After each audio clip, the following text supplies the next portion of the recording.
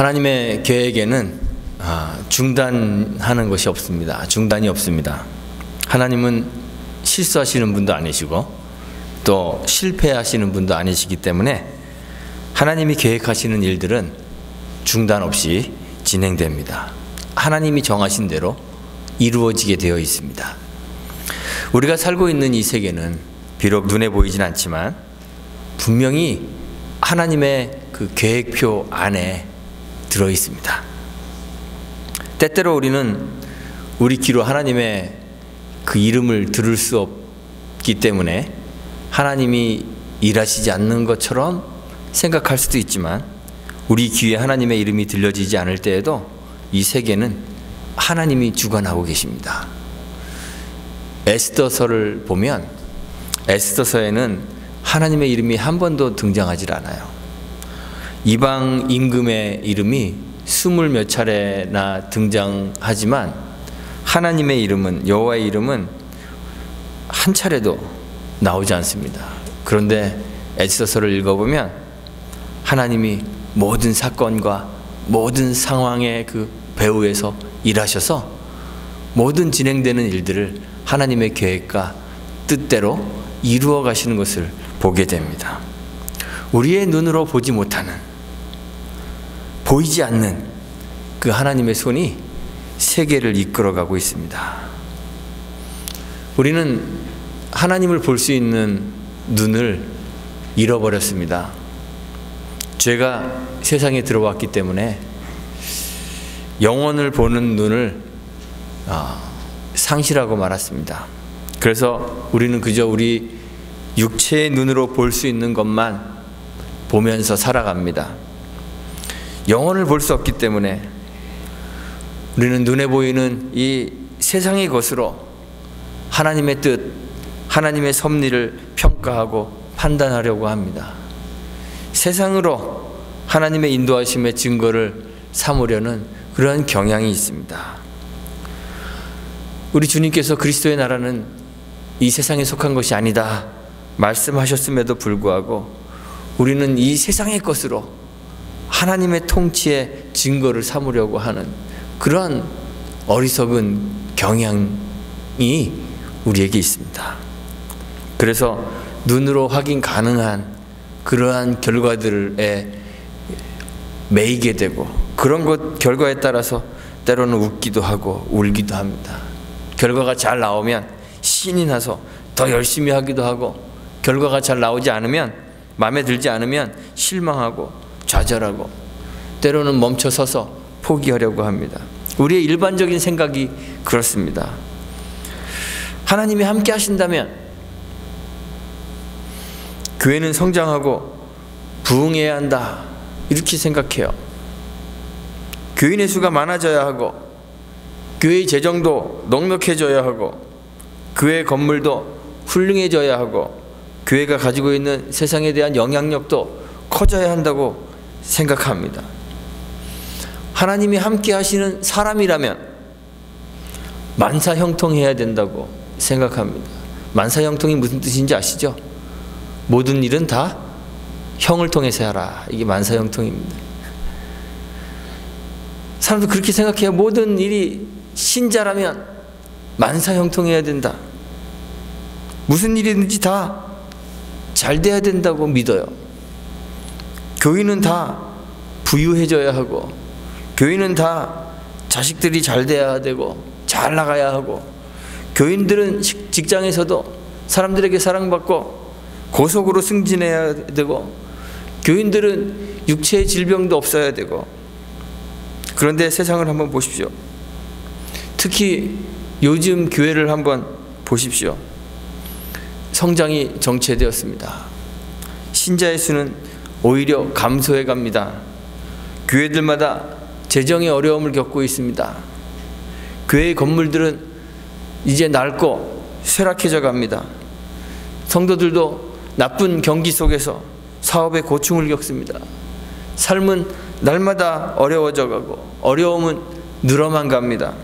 그래서 많은 사람들이 하나님의 존재를 의심하게 되죠.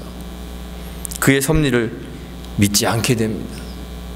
잘 될 때는 세속의 열매에 취해서 그것들 먹고 누리느라 정신을 잃고 잘 안 될 때는 복음의 길에 멈춰서서 하나님이 계시지 않는다 생각하며 복음의 길을 포기하죠. 그러나 하나님 존재는 영원에 계시고 하나님 나라는 이 세상에 속한 나라가 아니기 때문에 이 세상의 것으로는 하나님의 존재와 그의 섭리를 판단할 수가 없습니다. 하나님은 우리의 기대와는 전혀 다른 방식으로 세계를 운영해 가십니다. 우리는 하나님을 선하신 분이라 부르며 그분의 선하심을 기대하고 있죠. 늘 그렇잖아요. 하나님 선하신 분이야. 그의 선하심을 기대합니다. 그런데 하나님의 선하심이 때때로가 아니라 너무 자주 우리의 불편함을 통해서 증거됩니다. 하나님은 하나님의 선하신 뜻을 이루기 위해 우리가 원하지 않는 곳으로 보내십니다. 인도하십니다. 그래서 하나님 볼 수 없는 세상과 세상에 속한 사람들은 하나님의 존재를 의심하는 거예요. 그의 섭리를 인정하지 않아요. 우리의 기대와 다르기 때문에. 그러나 그 가운데 하나님 신뢰하는 사람들은 하나님의 선하심도 신뢰합니다. 하나님의 말씀이신 성경을 통해 우리에게 밝히 알려진 그 하나님의 뜻대로 살기만 하면 우리가 언제나 하나님의 선하신 인도하심 안에 있다는 사실을 확신해요.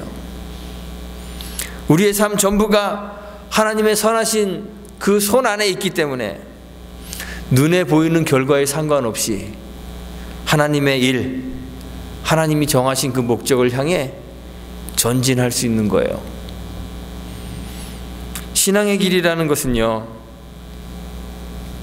막다른 골목에 몰린 것 같은 그때에도 하나님의 뜻을 향해 중단 없이 전진하는 것입니다. 그것이 신앙의 길입니다. 제가 에스컬레이터 비유로 많이 말씀드렸잖아요. 신앙이란 끊임없이 전진해야 되는 거예요. 우리는 내려오는 에스컬레이터를 타고 위로 올라가고 있기 때문에요. 중단하면 내려갑니다. 신앙이 곤두박질 칩니다. 슬슬 걸어가면 아무리 가도 제자리입니다. 죽어라! 뛰고 전진해야만 위로 조금씩 올라갈 수 있습니다. 이스라엘이 애굽에서 나왔을 때 하나님은 이스라엘 백성들을 뻥 뚫린 도주로가 있는 곳으로 인도해 주지 않으셨습니다. 홍해 앞으로 인도하셨습니다. 하나님은 이스라엘 백성을 홍해가 가로막고 있는 막다른 곳으로 몰고 가셔요. 뒤에는 애굽의 군대가 쫓아오고 앞에는 바다가 가로막고 있는 진퇴양난의 상황으로 그의 백성을 인도하셨습니다. 하나님을 보지 못하는 사람들, 그 상황 속에서 하나님을 보지 못하는 사람들은 소동합니다. 안절부절 못하고 불안해하며 불평을 쏟아놓습니다. 애굽에 매장지가 없어서 당신이 우리를 이끌어내서 이 광야에서 죽게 하느냐고. 우리가 애굽에 있을 때부터 괜히 사람들 들쑤시지 말고, 그래서 험한 꼴 보게 하지 말고 그냥 좀 내버려두라고 말하지 않았느냐. 성경에 보면 그렇게 불평해요. 그냥 애굽 사람을 섬기고 있을 거라고 하지 않았느냐. 불평하면서 애굽 사람 섬기는 것이 광야에서 죽는 것보다 훨씬 낫겠다고 절망감에 사로잡혀 후회하고 있었습니다. 그런데 하나님을 보는 사람, 그의 음성을 들을 수 있는 사람은 지금 가고 있는 이 길이, 앞에는 홍해가 가로막고 뒤에는 애굽의 군대가 쫓아오는 이 진퇴양난의 이 상황이 하나님이 준비하신 가장 선한 길임을 인정하며 확신하며 하나님이 정하신 목표를 향해 중단 없이 전진해 나가는 거예요. 모세는 모든 백성들이 다 좌절하고 절망할 때 하나님의 음성을 듣고 하나님의 계획을 향해 앞으로 전진합니다. 가로막힌 홍해를 향하여 중단 없이, 주저함 없이 나아가는 거예요. 믿음의 사람들은 견디기 어려운 역경의 시간들을 통과하면서도 지금 이 순간의 삶 역시, 이 역경의 삶 역시 하나님의 선한 계획 안에 있음을 알고 또 믿고 있기 때문에 푸른 풀밭, 맑은 시냇물로 인도하시는 과정 가운데 있습니다. 사망의 음침한 골짜기 안에서 노래하는 거예요. 그리고 그 길을 중단 없이 전진해 나갑니다.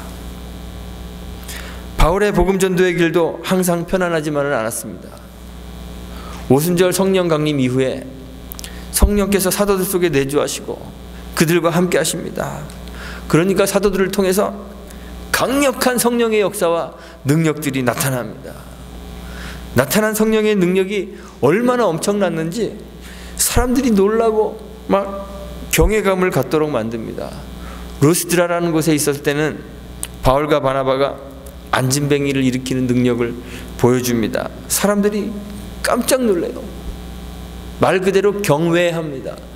바울과 바나바를 헐메와 스스라고, 헤르메스와 제우스예요.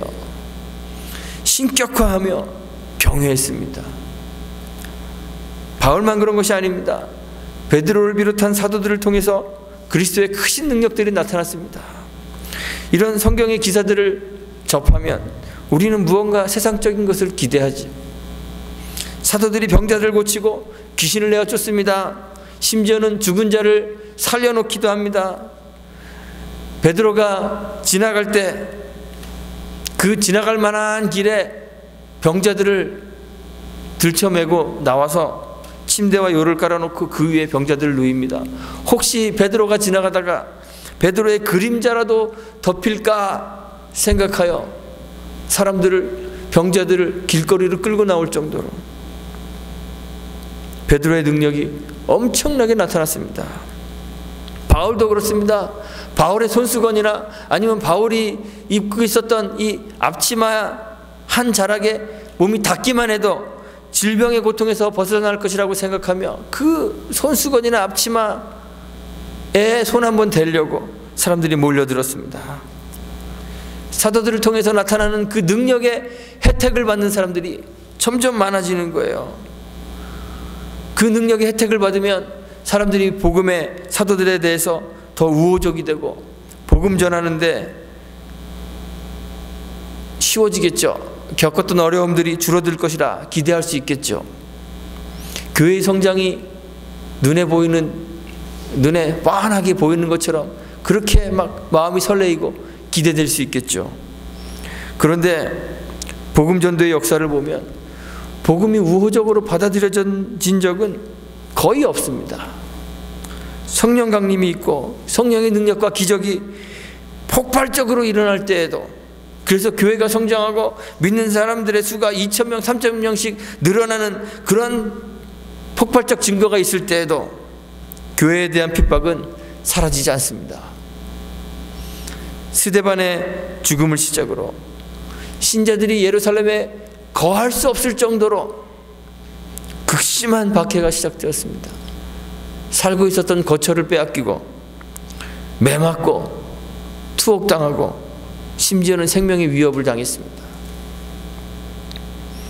신자들을 이끄시는 하나님의 인도하심이 우리가 기대하는 방향으로 흘러갔으면 좋겠는데 우리가 기대하지 않는 방향으로 나타납니다. 하나님은 복음 전하는 일, 하나님의 계획을 성취하시기 위해서 하나님의 사람들을 흩어버리세요. 그들에게 고통을 주셔서 예루살렘에 살 수 없도록 만드십니다. 흩어버리시고 신자들이 절망적 순간을 맞이하게 만드십니다. 그런데 그 가운데서 하나님의 뜻을 아는 사람들, 하나님을 보는 사람들은 그 절망스러운 순간에도 하나님이 정하신 목적을 향해 중단 없이, 주저함 없이 전진해 나가요. 흩어진 곳에서 복음을 전해요. 바울의 에베소 사역을 보면 다른 지방에 다닐 때보다 훨씬 더 오랜 기간을 에베소에 머물러 있었습니다. 제자들을 따로 세우고 두란노 사원에서 날마다 복음의 말씀을 강론하기를 2해 동안 했다고 그랬습니다. 정성을 들여서 복음의 사역을 감당합니다. 그러니까 그 결과로 아시아 전역에 주의 말씀이 들려지게 되었습니다. 에베소에 거하는 사람들은 유대인이나 헬라인이나 할 것 없이 다 사도들에 대하여 두려움을 가지고 주 예수의 이름을 높입니다. 믿는 사람들이 많아지고 자신들의 행한 일들, 즉 죄를 고백하고 회개하는 사람들이 늘어났습니다. 많아졌습니다. 에베소에서 마술을 행하던 사람들은 마술에 관계된 책들을 다 불사르고 주님께 나왔습니다. 불태운 책의 값어치가 은으로 5만이나 되었다고 기록하고 있습니다. 주의 말씀이 힘이 있어서 흥왕하게 되고 교회는 세력을 얻게 되었습니다. 그런데 그렇게 외적으로 교회가 성장할 때 바울은 거기에 그냥 안주하지 않습니다. 바울은 중단 없이 하나님의 뜻을 향하여 앞으로 나아가야 했습니다. 그래서 바울이 예루살렘으로 들렀다가 로마로 갈 계획을 세우죠. 단순히 바울이 책상머리에 앉아서 계획을 세운 것을 말하는 것이 아닙니다. 21절에 보면 바울이 예루살렘에 가기를 경영했다고, 우리 한국말에는 경영했다고 나와 있습니다. NIV 영어 성경에는 decided 이렇게 되어 있습니다. 결심했다 이렇게 되어 있는데요. 어떤 헬라어 사본들을 보면 그 경영했다는 말이 엔테토 엔토 푸뉴마 이렇게 되어 있습니다. 직역하면 성령 안에서 결정하였다 이런 뜻입니다. 성령이라는 말이 추가되어 있습니다. 바울이 예루살렘으로 가려는 것은 그냥 상황에 따른 결정이 아니라 성령의 인도하심에 의존하는 것이에요. 하나님의 뜻을 향하여 나아가는 것을 뜻하는 거예요. 상황이 바울을 움직이는 동기가 되지 않습니다. 주의 말씀이 흥황하고 교회가 세력을 얻는 것은 교회에게는 좋고 또 도움이 되는 일입니다. 저는 우리 교회도 좀 흥황하고 말씀이 흥황하고 교회가 세력을 좀 얻었으면 좋겠어요. 좋은 일입니다. 바울도 사람을 얻기 위해서 노력했습니다. 고린도전서 9장 19절에 보니까 내가 모든 사람에게 자유하였으나 스스로 모든 사람에게 종이 된 것은 더 많은 사람을 얻고자 함이라 그랬습니다. 더 많은 사람을 얻고자, 사람들을 더 많이 복음의 품 안으로 불러 모으고자 스스로 종이 되었던, 종이 되기를 자처했던 그런 사람입니다.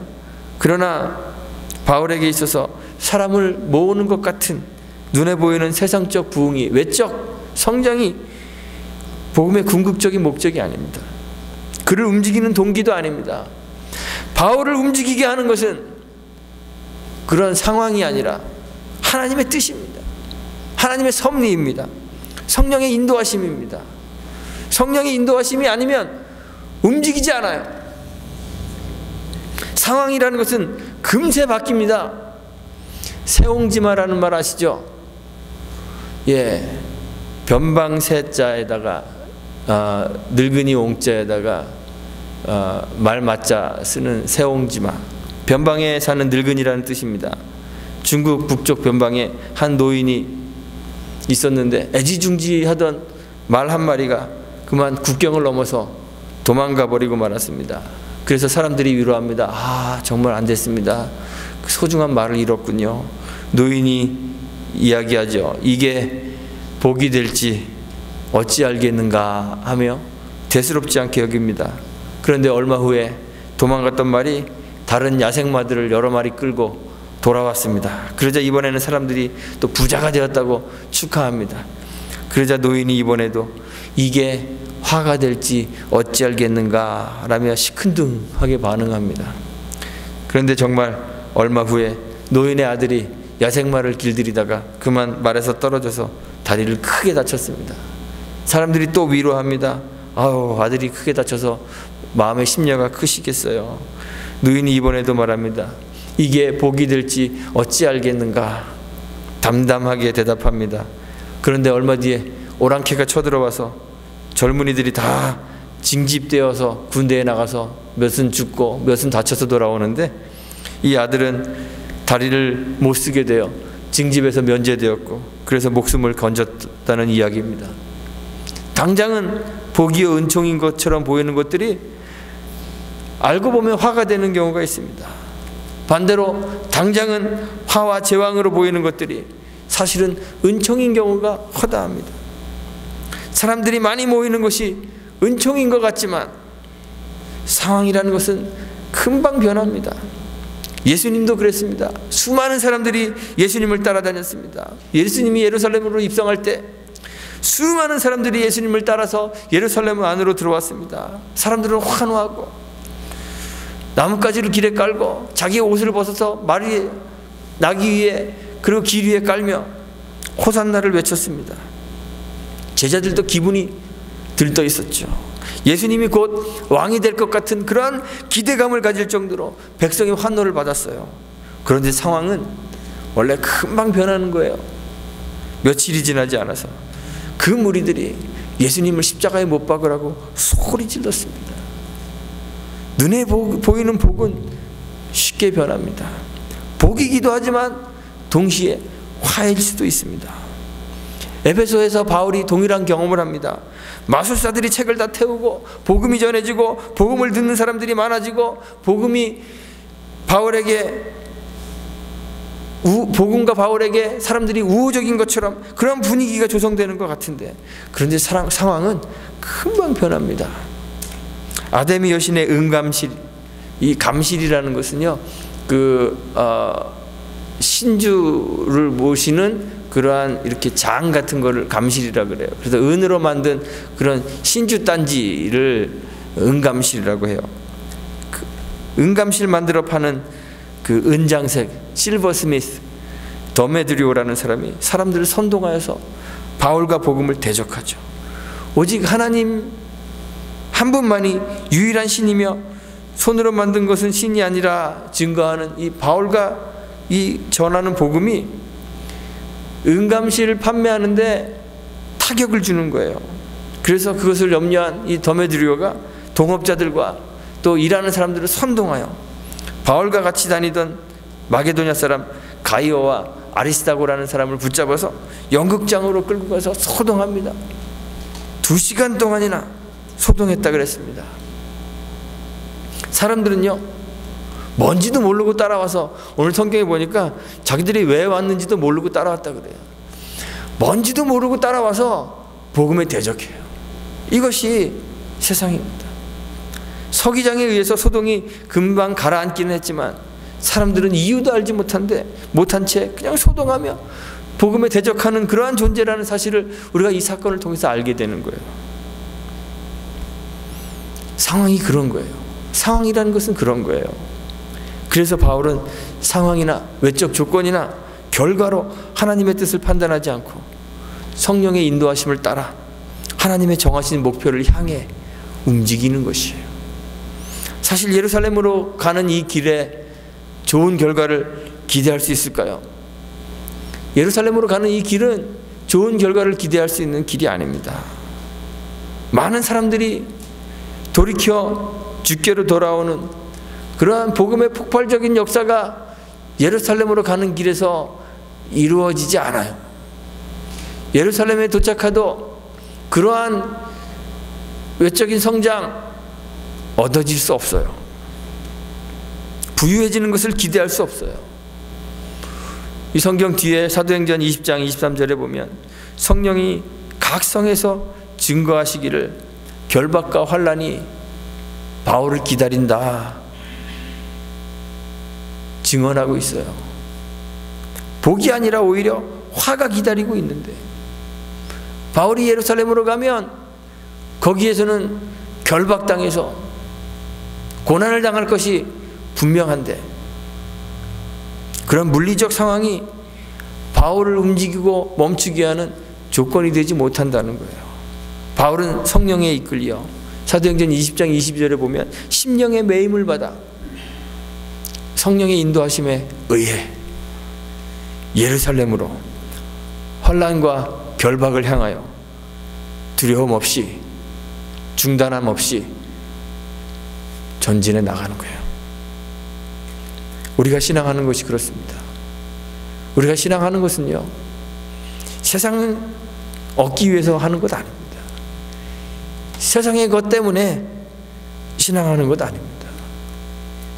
세상의 것으로는 하나님의 존재와 그의 일하심의 증거를 삼을 수가 없습니다.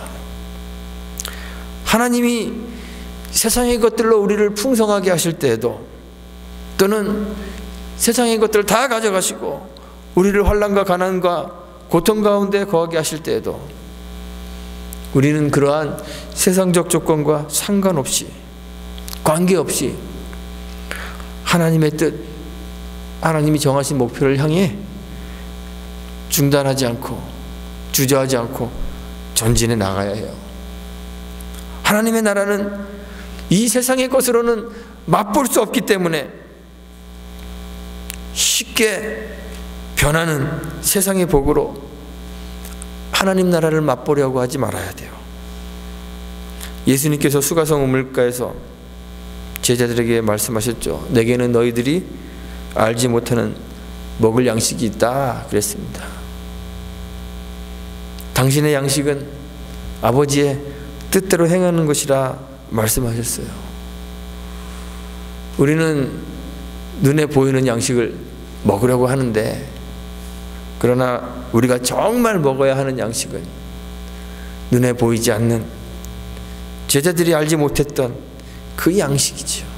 하나님의 뜻대로 행하는 것입니다. 어떠한 상황 속에서도 하나님의 뜻을 행하며 복음의 삶을 사는 것, 그것이 우리가 하나님 나라의 백성이라는 증거이고, 하나님이 우리 가운데 섭리하신다는 하나님의 섭리의 증거가 되는 것입니다. 우리가 살고 있는, 또 우리가 놓여져 있는 삶의 환경과 상황도 그렇습니다. 세상의 것을 하나님이 풍성하게 주실 수도 있고, 또 혹 다 가져가셔서 하나님 도대체 나한테 왜 그러세요? 이렇게 궁금할 수도 있습니다. 그러나 분명한 것이 있습니다. 그 분명한 것은 이런 외적 환경과 상황이 하나님 은총의 증거가 아니라는 거예요. 하나님 존재의 증거도 아니라는 거예요. 어떠한 상황에 있든지 우리가 밝혀져 있는 하나님의 뜻인 이 성령 안에서 성령의 인도하는 삶을 살고 있다면, 성경대로 살고 있다면 우리는 하나님의 뜻과 그의 선하신 손길 안에 있다는 사실을 기억해야 되는 것이에요. 그래서 하나님의 뜻을 이루는 선한 일에 사용되고 있음을 깨닫고 그 일을 중단 없이 주저함 없이 행하며 전진해 나가는 것이죠. 이렇게 하나님이 우리를 향하여 정해놓으신 목적을 향하여 중단 없이 전진하는 저와 여러분들이 되시기를 간절히 소망합니다. 그럴 때 하나님께서 우리가 알지 못하는 사이에 푸른 초장으로 맑은 물가로 인도하실 것입니다. 기도하겠습니다.